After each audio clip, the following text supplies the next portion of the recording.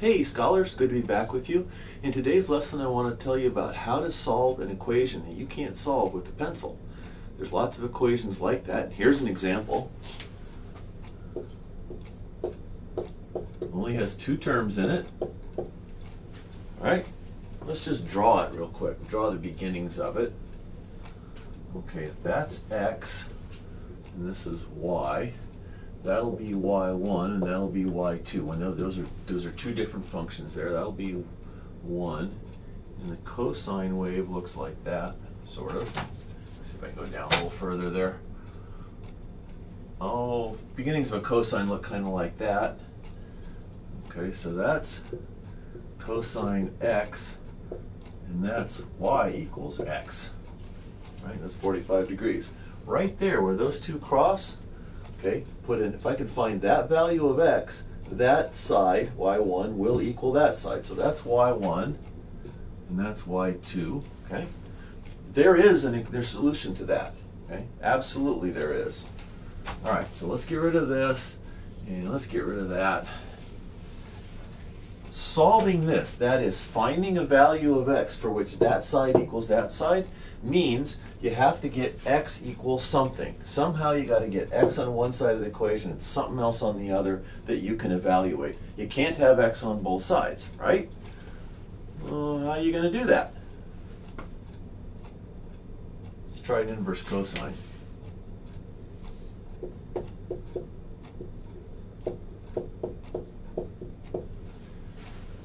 We're stuck. Got any other ideas? Because I don't. I don't know what else to do with this. I can't solve this with a pencil or with my marker and a whiteboard. There's got to be another way to do this. The only way you can solve this, you must use what we call a numerical solution.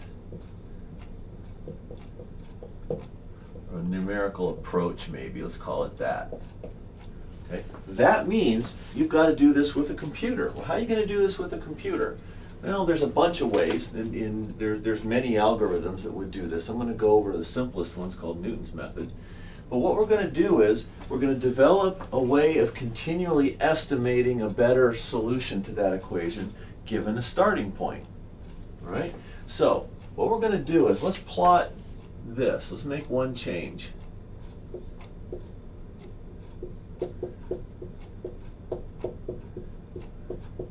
Okay? We want that. Solve that. Well, I didn't change anything. I just subtracted x from both sides. What that looks like, I've got my little cheat sheet right here so I know I'm telling you the right thing. It looks kind of like this. Okay? Where that's 0, that's 1, and then 1 is out here somewhere. Okay? That number right there, the root is at x equal, let me make sure I got the 73909. 0.73909. Okay, that's not a round number. We didn't get that by any obvious way. And it is the solution to that. If you put 0.73909 here and here, remember that's got to be in radians, these two will equal each other. Okay, it works. So that exists. We know it does. There's the number. Here's how we're going to find it. You have to have a strategy. You have to have a way of approximating your answer and updating your approximation. Well, writing this out like that isn't very helpful, but there's a thing called a Taylor series expansion. What a Taylor series expansion does is it estimates this with a polynomial of whatever degree you want. So our Taylor series expansion for x is going to look like this, and I'll tell you what this is here in a second. Right? There. A is some constant. This is a constant. It's not a variable. And this is basically our initial guess. That's our initial guess. Well, if that's a constant, that means that's a number, that's a number. The only place x shows up in there is right there. That makes this a straight line.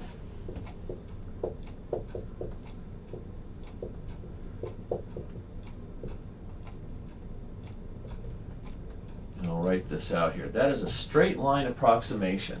Well, is that curve really a straight line? No. But in a small enough region, it's kind of straight. So if I can get successively closer and closer little straight line segments, I'll eventually converge on the answer. So here's how I'm going to do this. You need, let's see, let's clean all this off. And get that, if you need a screenshot or something, grab that right now, because I'm going to use that here in a second. In fact, let's do this. Let's make that equal to 0 and solve for x. Okay, so f of a plus f prime of a. Remembering a is just a number. This is, if you go in the textbooks, they'll say a is the point about which you expand your Taylor series. It's the point about which you want to estimate this function. And the estimate's pretty good as long as you stay close to that number a. And we will. Okay. That equals 0. So let's get rid of that.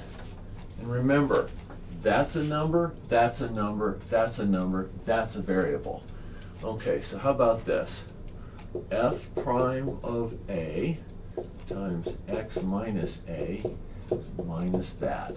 Okay, again, number, that's a number. Okay, so I can do this. X minus a equals minus f of a over f prime of a. And let's just add a to both sides. So my x, and I'll put that estimate, okay, put that in there. This,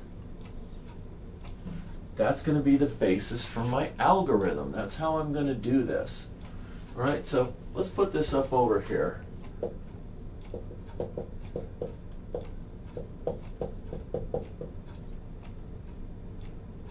Let's see. Get rid of that. Now where am I going to start? It would be really nice if I had a really good estimate, but let's just say I don't know what the curve looks like. Right here I started with a equals 0. So my first estimate, a equals 0. Now that's a terrible estimate, but if I knew where the answer was, I wouldn't have to do this. So there's a terrible estimate, but it's good enough. Okay, f of a is cosine a minus a. So that's cosine 0 minus 0. And the cosine of 0 is 1, right? So f of a is 1. F prime of a, okay, let's see, did I write that down here? There. It's going to be minus sine x, because that's the derivative of cosine, minus 1, because the derivative of negative x with respect to x is minus 1. So that's going to be minus sine 0 minus 1. And you get, if you do that, let me see, this is going to turn out to be minus, that's going to be 0 there, so that's going to be minus 1. That means f of x is approximately 1 minus x. Okay, that's a plus f prime of a, x minus a. Okay, we know that's 1, we know that's minus 1, and we know that's 0. So there's my first approximation to my function. How do I find the estimate of my next estimate of its root is going to be minus f of a over f prime of a plus a. So let's see, that's going to be f of a, where did I get that? 1 over minus 1 plus 0. So that's my first estimate of the root. Is it? I initially guessed it was 0. My first calculated estimate is minus 1. So let's get, by the way, there's all that if you want to grab a screenshot or something. And you hear my computer ding. Apparently I just got an email. Thanks. Let's see. Okay, that's 0. My second estimate, this is really a guess. Okay, a equals 1. Well, let's see. Let's Actually, to be more specific, that's x estimate. That's going to be my next value of A.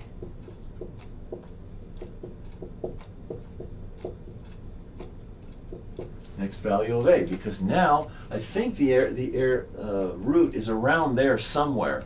So I'm going to expand my equation. I'm going to make my Taylor series about that point. I'm betting my straight line approximation to f of x is good near that.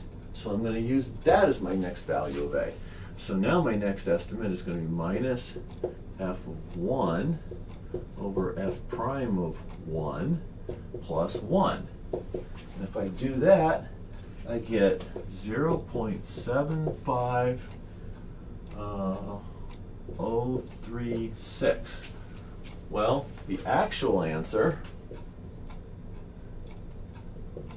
what x actual, is 0.73909. Well, dang, my first guess was 0. That was horrible. My next guess was 1. All right, right there. Well, that's a lot closer than 0 is. My third guess is 0.75, and the actual answer is 0.74 pretty much. Well, dang, that worked pretty good. So let's, pretty well, I should say. So here's do my third estimate. Okay, that's now, right there, that's now going to be A. Right there, I'm going to expand about that point. I'm betting that my straight line approximation to that original equation, I'm betting that the straight line approximation to that equation near there is pretty good, and it's going to be good enough to get me close to that. Well, I'm almost there anyway, so I bet it will. All right, so minus f of 0.75036. 0.75036 plus 0.75036, and I get 0.73911. 0.73911. Well, that is awfully close to that. And I can keep going. I can make this estimate closer and closer and closer. Now, to get this, I actually ran this equation through a numerical solver on my computer, so this isn't exact either. It only goes out as far as the algorithm computed. I'll leave it up to you, but if you wanted to do a fourth approximation starting there, I bet you get really, really, really close. Okay?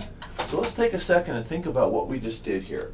We've got an equation you can't solve with a pencil or a marker on a whiteboard, okay? There's nothing analytically you can do. You have to do this numerically. There's no other choice.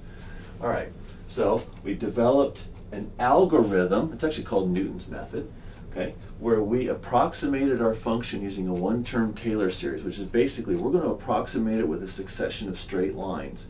And even though a straight line isn't a very good estimate, it tends to converge. In this case it did. It doesn't always, but in this case it did. Converge to an answer, right? It's not a very good answer initially, but it gets better as I keep going through the iteration. So my first guess was 0, terrible. Second guess was 1, well, that's better. Third guess was pretty dang close, and third guess here was almost exact. So there you have it. That's how to solve an equation. One way to solve an equation that you can't solve analytically. There's a way to do it numerically.